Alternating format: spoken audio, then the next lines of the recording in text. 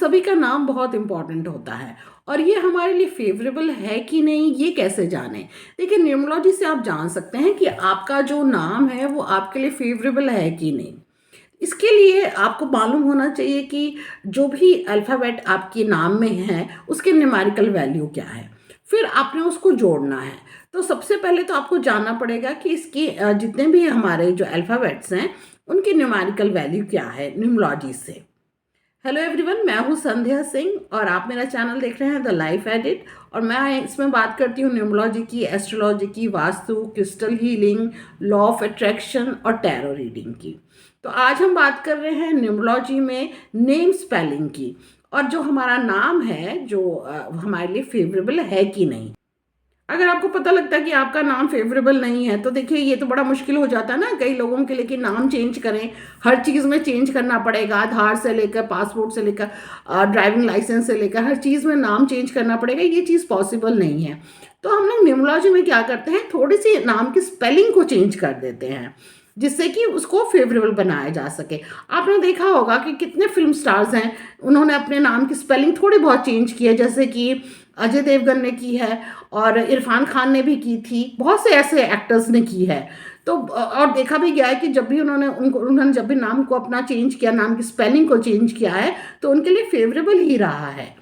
तो देखिए, नाम जो है ना, जो नाम पुकारते हैं उसकी जो साउंड वाइब्रेशन भी बहुत इम्पॉर्टेंट होती है। अगर आप देखें, अगर हम श्री कृष्ण को देखें, जब वो मतलब छोटे थे तो उनको बाल गोपाला बोला जाता था या गोपाल बोलते थे, लल्ला बोलते थे। तो तब उन्होंने क्या किया, तब उन्होंने माखन चुराया और मतलब जो बचपन की जो क्रीड़ाएं होती हैं वो की। जब थोड़े बड़े हुए तो उनको कन्हैया बोला गया। जब कन्हैया बोला तो उन्होंने रासलीला की गोपियों के साथ। फिर बड़े हुए तो उनको श्री कृष्ण बोला गया। तब उन्होंने युद्ध किया, कंस का वध किया, राज किया। तो ये जो चीज़ होती है ना, हमारा जो नाम होता है, जैसे कई बार क्या होता है कि घर में कुछ और बुला रहे हैं, बाहर घर के बाहर का नाम कुछ और है, घर में कुछ और नाम बुला रहे हैं। तो देखिए, उन दोनों साउंड का वाइब्रेशन जो होगा उसका इम्पैक्ट होगा। घर में जो बुलाएंगे उसका उस नाम का घर में इम्पैक्ट होगा, जो बाहर बुलाएंगे उसका बाहर इम्पैक्ट होगा। और कई बार क्या होता है, देखिए लेडीज़ का तो ज़्यादातर ऐसा होता है कि ना फर्स्ट नेम को ज़्यादा यूज़ किया जाता है। अगर वो काम भी कर रही हैं, अपने ऑफिस में हैं, कहीं भी वर्क प्लेस में हैं, तो उनका फर्स्ट नाम ज़्यादा बुलाया जाता है। और घर में भी उनको अपने पहले नाम से ही बुलाया जाएगा, तो उनके पहले नाम का बहुत ज़्यादा इम्पैक्ट होता है। लेकिन क्योंकि हमारे पेपर वर्क में पूरा नाम लिखा होगा तो पूरे नाम का भी इम्पैक्ट होगा। लेकिन जहाँ जहाँ पे आप यूज़ करेंगे, जैसे कि जहाँ आपको पहले नाम से बुलाया जाएगा वहाँ पे उस नाम की वाइब्रेशन रहेगी।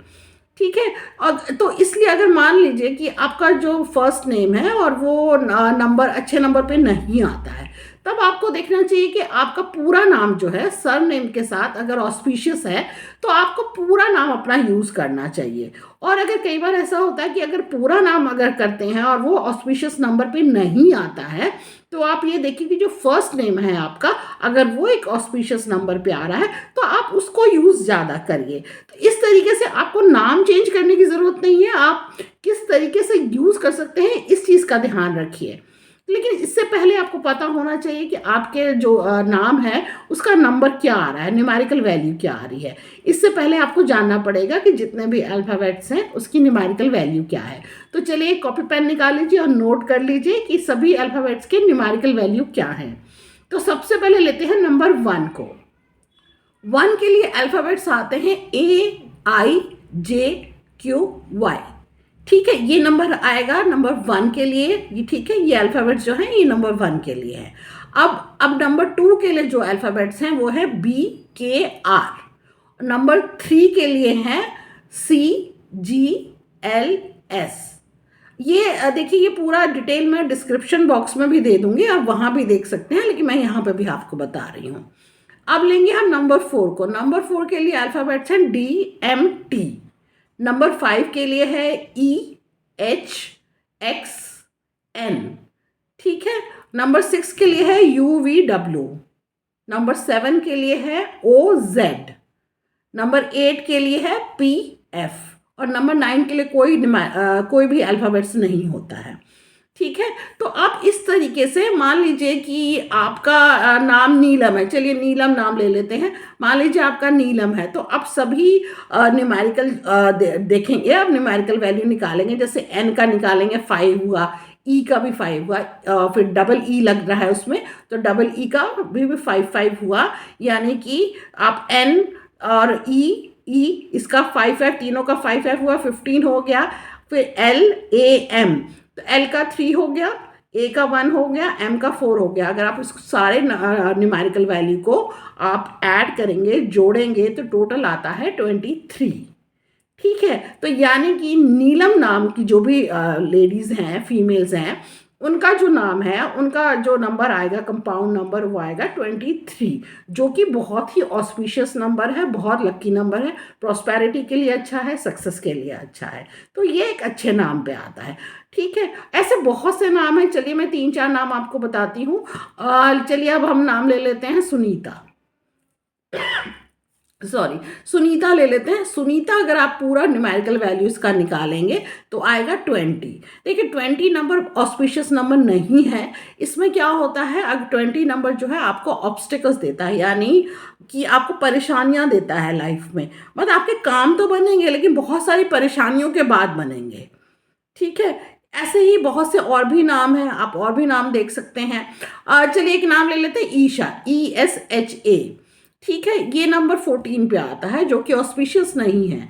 ऐसे लोग जो होते हैं वो मोस्टली हर चीज़ से डर, मतलब कुछ भी बुरे वक्त से बहुत ज़्यादा डरते हैं, और थोड़े शक्की किस्म के होते हैं, और थोड़ा बुरे वक्त से भी बहुत ज़्यादा डरे हुए होते हैं। तो ये नंबर भी ऑस्पिशियस नंबर नहीं है। अब हम ले लेते हैं नाम जो कि बहुत कॉमन नाम है, जैसे कि निधि, जैसे कि नेहा। ये बड़े कॉमन नाम है आजकल। तो इसका अगर हम टोटल करें, नेहा का भी 16 आता है और निधि का भी 16 आता है, जो कि ऑस्पिशियस नंबर नहीं है। 16 नंबर वाले मोस्टली अकेले रह जाते हैं। कई बार देखा गया इनकी शादी नहीं होती है, अगर शादी हो गई तो डिवोर्स भी हो जाता है। ज़्यादातर ये लोग अकेले, लाइफ में अकेले रह जाते हैं। कई बार क्या होता है कि शादी भी हो गई, सब कुछ ठीक है, लेकिन फिर भी कहीं ना कहीं अकेलापन होता है। कहने का मतलब 16 नंबर जो है वो एक ऑस्पिशियस नंबर नहीं है, आपको अकेलापन देता है। तो कौन से नंबर हैं जो ऑस्पिशियस है? चलिए अब आप नोट कर लीजिए कि कौन से नंबर जो हैं कंपाउंड नंबर, यानी कि 2 डिजिट के नंबर जो कि ऑस्पिशियस है। चलिए अब आप नोट कर लीजिए। जैसे कि पहला नंबर है 10, 15, 19, 21, फिर 23, 24, 27, फिर नंबर आएगा 32, 33, शायद मैंने 23 मिस कर दिया है, 23 भी लिख लीजिएगा। 32, 32 के बाद आ जाएगा 36, 37, 42, 45, 50, 55, 57, 60, 60 के बाद आप 66 ले सकते हैं, 69। तो ये जो नंबर है जो मैंने आपको बताया, ये ऑस्पिशियस नंबर है। अगर इस नंबर पे आपका नाम आता है तो आपके लिए फेवरेबल है। तो आप टोटल करके देखिए, आप पहला नाम का भी नंबर निकालिए, न्यूमेरिकल वैल्यू निकालिए, और अपने सरनेम का भी निकालिए। जो भी फेवरेबल है उसको ज़्यादा यूज़ करिए, और अगर दोनों को मिला के फेवरेबल है तो अपना पूरा नाम ज़्यादा यूज़ करिए। तो इस तरीके से आप यूज़ कर सकते हैं। लेकिन कभी भी देखिए, नेम करेक्शन अपने आप मत करिए, किसी भी अच्छे न्यूमरोलॉजिस्ट से अपना नाम करेक्ट कराइए अगर आप कराना चाहते हैं तो। लेकिन अपने आप मत करिए, क्योंकि ये इतना आसान नहीं होता कि कुछ भी आप उसमें ऐड कर लें कि चलो, क्योंकि नाम है, देखिए नाम बहुत इंपॉर्टेंट होता है। तो बिना किसी अच्छे न्यूमरोलॉजिस्ट से जाने आप अपना नाम खुद मत चेंज करिए। बस हाँ, जो मैंने आपको बताया है आप उस तरीके से यूज़ कर सकते हैं कि अगर फर्स्ट नेम आपका फेवरेबल है तो फर्स्ट नेम को ज़्यादा यूज़ करिए। और इस तरीके से आप देखेंगे कि अगर आप मान लीजिए कि आपका पूरा नाम फेवरेबल है, आप उसको यूज़ करते हैं, तो आप देखेंगे कि बहुत इससे आपके काम में फ़र्क पड़ेगा, हर चीज़ में फ़र्क पड़ेगा, क्योंकि नाम हमारा बहुत इंपॉर्टेंट होता है, हर जगह यूज़ होता है। अगर आपको ये वीडियो अच्छी लगी हो तो प्लीज़ लाइक, शेयर, कमेंट करिए और सब्सक्राइब करिए, और कमेंट में अपना नाम ज़रूर लिखिए, तो मैं आपको बताती हूँ कि आपका नाम जो है फेवरेबल है कि नहीं, और कौन सा न्यूमेरिकल वैल्यू पे आ रहा है।